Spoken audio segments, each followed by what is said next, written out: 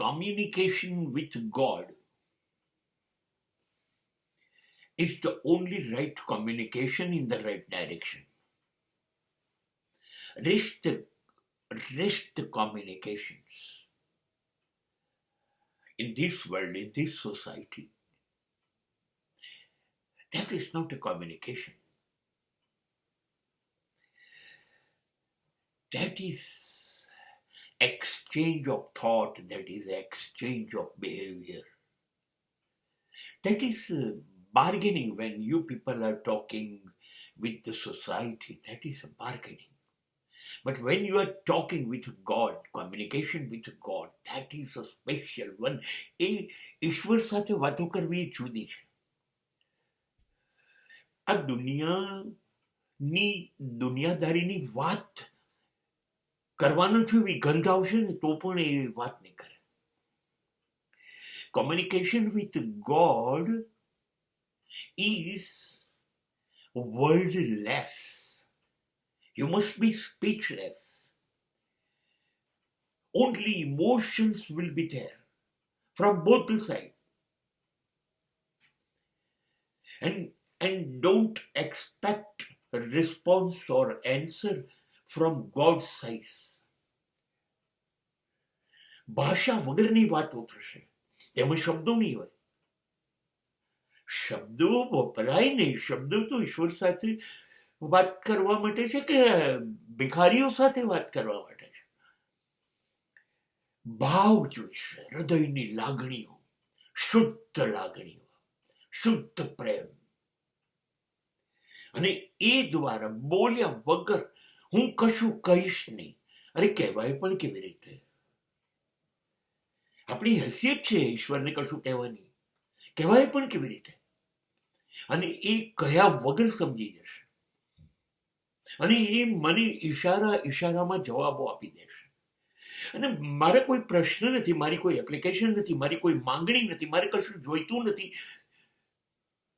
તો હું એને જવાબની શું કામ રાહ જોઉં?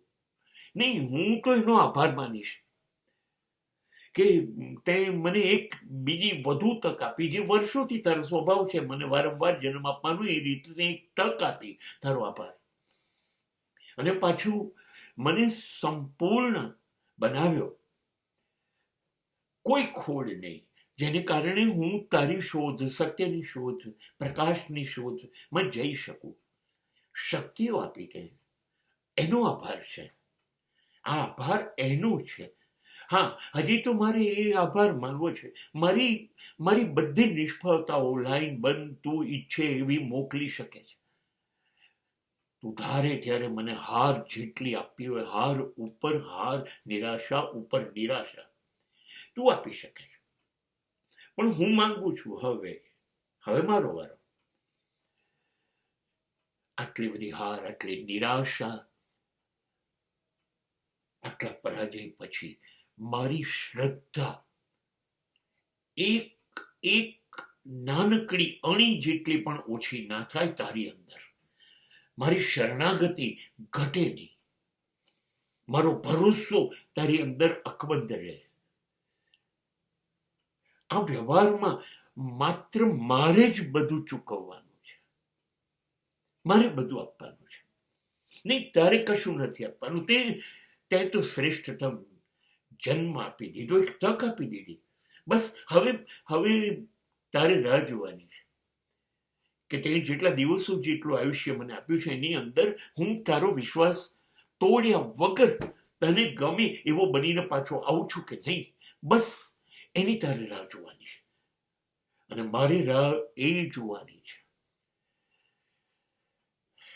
હું રાહ જોઈશ. રાહ જોવડાવવી પડે. મારે તારી કૃપા જોઈતી હોય ને મારી કરુણા જોઈતી હોય. હે ઈશ્વર, it is your planning, it is your time management. એ તારું આયોજન છે. સમય તે નક્કી કર્યું છે ક્યારે તું કૃપા વરસાવીશ. બસ હું એ રાહ જોઈશ. અરે, હું સમયની પણ રાહ નહીં જોઉં અને તે આયોજન શું કર્યું છે એની પણ રાહ નહીં જોઉં. બસ મારી અંદર રહેલી શબરી મારી અંદર રહેલો નરસિંહ મહેતો જીવતો રહે એટલી કૃપા કરજે.